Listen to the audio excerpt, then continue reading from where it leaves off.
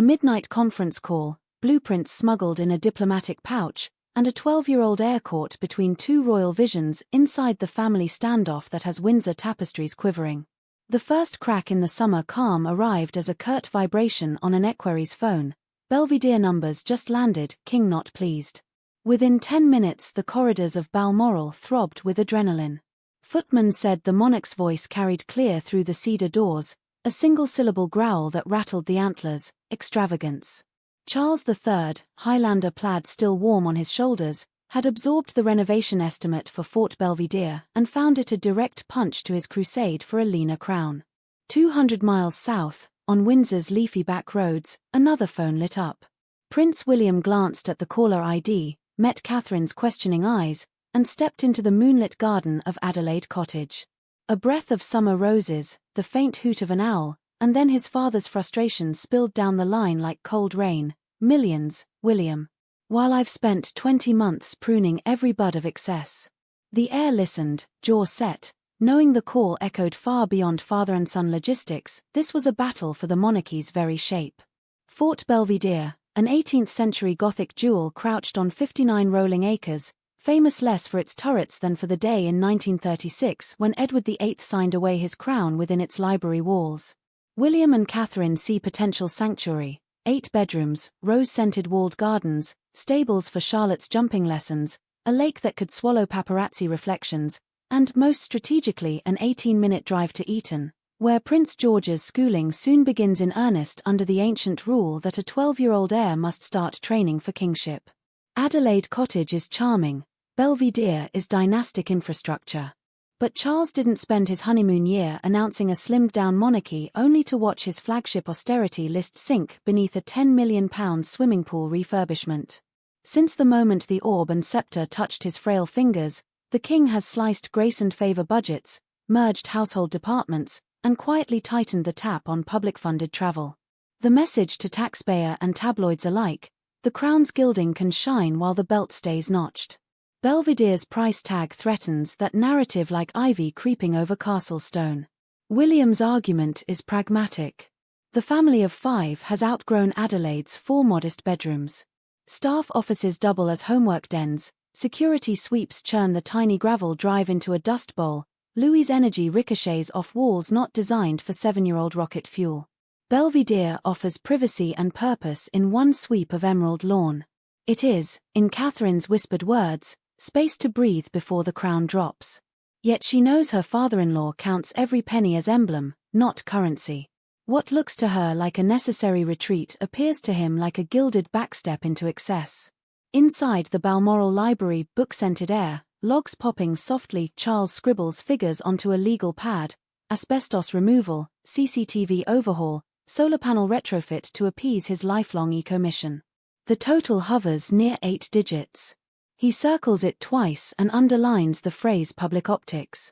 Across the table, a private secretary ventures that Belvedere could, in fact, incarnate the king's vision if repurposed as a green tech showcase. Charles taps the pen, considers, then mutters, "Optics only work when people read the footnotes."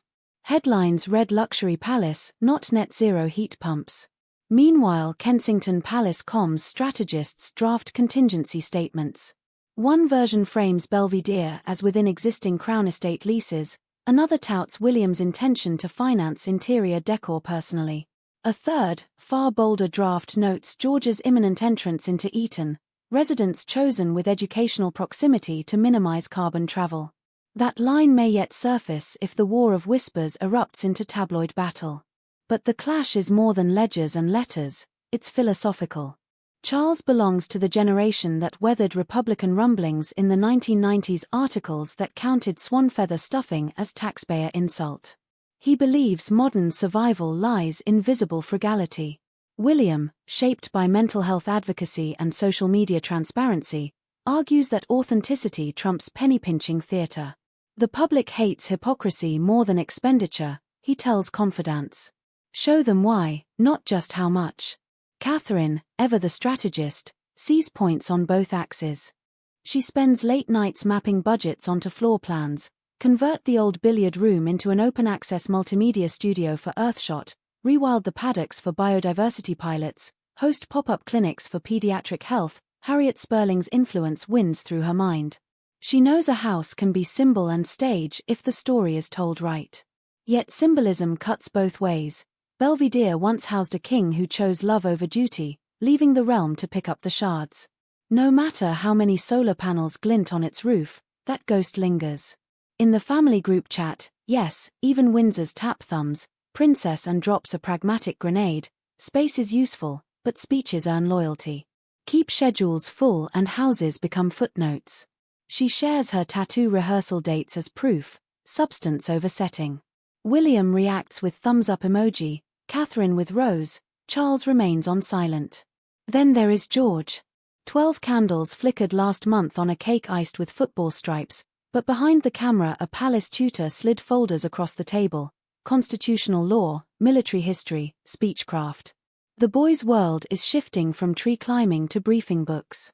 William worries the transition will feel prison-like if home lacks adventure.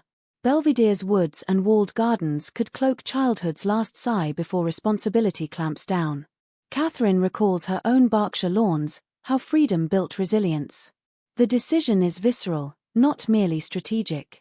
Yet the monarchy's continuum speaks too. If Charles yields, critics will brand him inconsistent. If he stands firm, he risks being cast as unsympathetic patriarch. Either way, the tabloids win columns. Somewhere in Montecito, Harry reads headlines and raises an eyebrow, perhaps recalling his own property face-offs with budget hawks. The undercurrent of sibling parallel is not lost on Fleet Street editors sharpening subheads, another palace property war. Negotiations turn into a ping-pong of spreadsheets. William offers to stagger renovations, essential safety first, luxury later. Charles counters with idea of temporary residence, convert a disused Windsor outbuilding into education wing, leave Belvedere untouched for a decade. Catherine suggests philanthropic underwriting, Earthshot donors might bankroll the green overhaul, aligning house with climate mission. Charles nods, faintly impressed, yet mutters, donor roofs still leak blame on the crown. His fear, quid pro quo whispers. Inside Fort Belvedere itself, estate staff dust chandeliers that haven't felt candle glow in decades, just in case. Surveyors measure cornices, tape crack depths, tag beams with discreet red chalk. The library doors remain closed, but thunder seems to rumble behind them, a century-old abdication echo meeting a 21st-century succession shuffle. One drizzly Thursday Catherine drives unannounced to Balmoral. Security radios crackle, dear scatter. She arrives in tweed, no entourage. Over tea that steams the tall windows, she speaks to her father-in-law not as sovereign but as grandfather. She paints a picture of George striding Lakeshore, Charlotte serving aces on the private court, Louis finally tiring himself to sleep under vaulted beams. She speaks of hosting rehabilitation retreats for young veterans in the Rose Garden, of carbon-negative kitchen gardens feeding palace canteens. Charles listens, eyes softening at talk of regenerative planting. For a flash the room warms. That evening, William calls. Catherine's visit went well, but nothing decided. The king's final words had been, "Send me a full plan, costed, carbon-graded, timetable transparent." A crack, not a capitulation. William grips the receiver, senses history on a hinge. The draft plan, when it lands on the king's desk, runs 42 pages. Header, Fort Belvedere 2.0, Legacy and Future in One Stone. Bullet points, Net Zero by 2030, Public Virtual Tour Revenue, Gardens open twice a year for mental health charity, Education Wing named after the late Queen. Budget footnotes list personal contributions from William and Catherine's private funds. The final page bears George's neat pen, a sketch of Belvedere with treehouse perched on oak limb, captioned Home. Charles reads past midnight. At 2:11 a.m. he scrawls a single sentence across the cover, find 10% savings and present to Treasury. It is not approval, but nor is it refusal. In palace language, that line is a drawbridge half-lowered. And so the saga hovers in limbo, Belvedere's gate still chained, Adelaide Cottage still bursting at seams, the king still counting copper, the heir still measuring dreams. The public will see only snapshots, William waving from a car, Charles smiling thinly at Craigelashy Kirking, Catherine adjusting George's tie outside Eton's stone arch. But behind each image pulses this negotiation, space versus symbolism, austerity against adaptation, a father's vision wrestling a son's inevitability. Where do you stand, dear viewer? Is Charles right to guard the purse and precedent, or should William be granted the castle-sized canvas he needs to raise tomorrow's monarchs? Drop your verdict below. This channel reads every insight like a line in the court circular. Tap like if you savor these insider murmurs, subscribe to witness the next chess move, and ring the bell so the first creak of Belvedere's hinges reaches your ears before the tabloids pound their presses. Because somewhere in Windsor, a shelved estate waits, its silent corridors poised between past abdication and future coronation. Whether its library will host another seismic royal signature or remain a ghostly footnote depends on negotiations unfolding even now, beneath tartan canopies and rose-clipped hedges. History is listening, so are we.